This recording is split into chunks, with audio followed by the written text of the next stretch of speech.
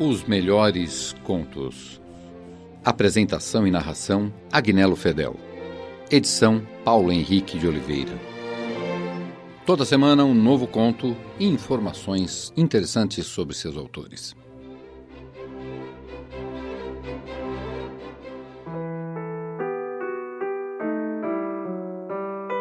Afonso Arinos de Melo Franco foi advogado, contista e romancista.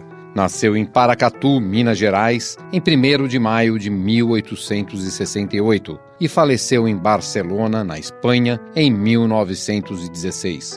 Fez seus primeiros estudos em Goiás, para onde fora transferido seu pai, como juiz. Os preparatórios tiveram lugar em São João del Rei e no Ateneu Fluminense, no Rio de Janeiro. Em 1885, iniciou o curso de Direito em São Paulo, concluído 4 anos mais tarde. Desde o tempo de estudante, manifestou Afonso Arinos forte inclinação para as letras, escrevendo alguns contos. Depois de formado, foi com a família para Ouro Preto, então capital da província de Minas Gerais. Concorreu a uma vaga de professor de História do Brasil, onde obteve o primeiro lugar. Afonso Arinos foi um dos fundadores da Faculdade de Direito de Minas Gerais, onde lecionou Direito Criminal. Durante a Revolta da Armada, entre 1893 e 1894, abrigou em sua casa em Ouro Preto alguns escritores radicados no Rio de Janeiro, que, suspeitos de participação naquele movimento, haviam buscado refúgio no interior de Minas Gerais, entre eles Olavo Bilac e Carlos Laet. Afonso Arinos teve vários trabalhos publicados na década de 1890, na Revista Brasileira e na Revista do Brasil. Convidado por Eduardo Prado, assumiu em 1897 a direção do Comércio de São Paulo. Em fevereiro de 1901, foi eleito sócio correspondente do Instituto Histórico e Geográfico Brasileiro, assim como para a Academia Brasileira de Letras, na vaga de Eduardo Prado, e recebido por Olavo Bilac. Em viagem à Europa, adoeceu no navio e veio a falecer em Barcelona em 19 de fevereiro de 1916. De Afonso Arinos, Uma Noite Sinistra.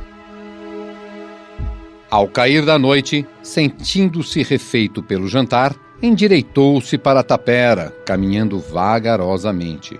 Antes de sair, descarregou os 2 canos da garrucha num cupim e carregou-a de novo, metendo em cada cano uma bala de cobre e muitos bagos de chumbo grosso. Sua franqueira, aparelhada de prata, levou-a também enfiada no correão da cintura. Não lhe esqueceu o rolo de cera, nem um maço de palhas. O arrieiro partira calado. Não queria provocar a curiosidade dos tropeiros. Lá chegando, penetrou no pátio pela porteira escancarada. Era noite. Tateando com o pé, reuniu um molho de gravetos secos e, servindo-se das palhas e da binga, fez fogo. Ajuntou mais lenha, arrastando paus de cercas velhas, apanhando pedaços de tábua de peças em ruína, e com isso formou uma grande fogueira. Assim, alumiado o pátio, o arrieiro acendeu o rolo e começou a percorrer as estrebarias meio apodrecidas, os paióis, as senzalas em linha, uma velha oficina de ferreiro com folha esburacado e a bigorna ainda em pé. Quero ver se tem alguma coisa escondida por aqui. Talvez alguma cama de bicho do mato. E andava escarafunchando por aquelas dependências de casa nobre, ora desbeiçadas, sítio preferido das largatixas, dos ferozes lacraus e dos caranguejos cerdosos. Senhor, por que seria? Inquiriu de si para si o cuiabano, e parou à porta de uma senzala, olhando para o meio do pátio, onde uma caveira alvadia de boi espácio, fincada na ponta de uma estaca, parecia ameaçá-lo com a grande armação aberta. Encaminhou-se para a escadaria que levava ao alpendre e se abria em 2 escadas, de um lado e de outro, como 2 lados de um triângulo, fechando no alpendre seu vértice. No meio da parede, erguida sobre a sapata, uma cruz de madeira negra avultava. Aos pés desta, cavava-se um tanque de pedra, bebedouro do gado da porta, noutro tempo. Manuel subiu cauteloso e viu a porta aberta, com a grande fechadura sem chave, uma tranca de ferro caída e um espeque de madeira atirado a 2 passos do assoalho. Entrou. Viu a sala de frente, sua rede armada e no canto da parede, embutido na alvenaria, um grande oratório com portas de almofadas entreabertas. Subiu a um banco de recosto alto unido à parede e chegou ao rosto perto do oratório, procurando examiná-lo por dentro, quando um morcego enorme, alvoroçado, tomou susto, ciciando, e foi pregar-se ao teto, donde os olhinhos redondos piscaram ameaçadores. Que lá isso, bicho amaldiçoado! Com Deus, adiante e com paz na guia, encomendando Deus e a Virgem Maria.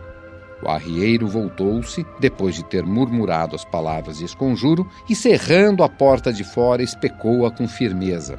Depois penetrou na casa por um corredor comprido, pelo qual o vento corria veloz, sendo-lhe preciso amparar com a mão espaldada a cruz vacilante do rolo.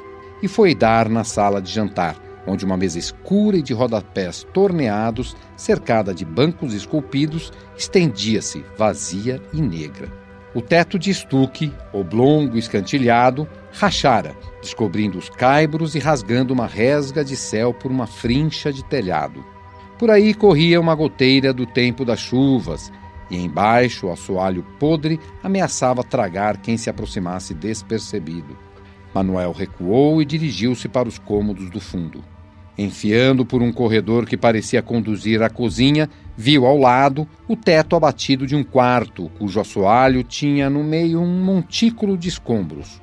Olhou para o céu e viu, abafando a luz apenas adivinhada das estrelas, um bando de nuvens escuras roldando. Um outro quarto havia junto deste, e o olhar do arrieiro deteve-se, acompanhando a luz do rolo no braço esquerdo erguido, sondando as prateleiras fixas na parede onde uma coisa branca luzia. Era um caco velho de prato antigo. Manuel Alves sorriu para uma figurinha de mulher, muito colorida, cuja cabeça aparecia ainda pintada ao vivo na porcelana alva. Um zunido de vento impetuoso, constringindo na fresta de uma janela que olhava para fora, fez o arrieiro voltar o rosto de repente e prosseguir o exame do casarão abandonado. Pareceu-lhe ouvir nesse instante a zoada plangente de um sino ao longe. Levantou a cabeça, estendeu o pescoço e inclinou o ouvido, alerta. O som continuava zoando, parecendo ora morrer de todo, ora vibrar ainda, mas sempre ao longe. É o vento, talvez, no sino da capela. E penetrou num salão enorme, escuro. A luz do rolo, tremendo, deixou no chão uma réstia avermelhada. Manuel foi adiante e esbarrou num tamborete de couro tombado aí. O arrieiro foi seguindo, acompanhando uma das paredes. Chegou ao canto e entesou com a outra parede. Acaba aqui, murmurou. 3 grandes janelas ao fundo estavam fechadas. Que haverá aqui atrás? Talvez o terreno de dentro. Deixe ver. Tentou abrir uma janela que resistiu. O vento fora disparava, às vezes reboando com uma vara de queixadas em redemoinho no mato. Manuel fez vibrar as bandeiras da janela a choques repetidos. Resistindo a elas, o arneiro recuou e, de braço direito estendido, deu-lhes um empurrão violento.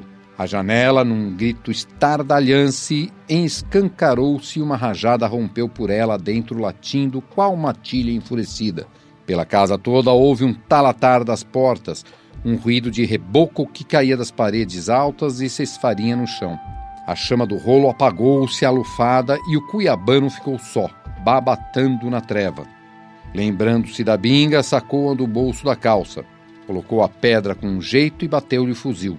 As centelhas saltaram para a frente, impelidas pelo vento, e apagaram-se logo. Então, o cuiabano deu uns passos para trás, apalpando até tocar a parede do fundo. Encostou-se nela e foi andando para os lados, roçando-lhes as costas, procurando o entrevão das janelas. Aí, acocorou-se e tentou de novo tirar fogo. Uma faisquinha chamuscou o isqueiro e Manuel Alves soprou-a delicadamente, alentando-a com carinho.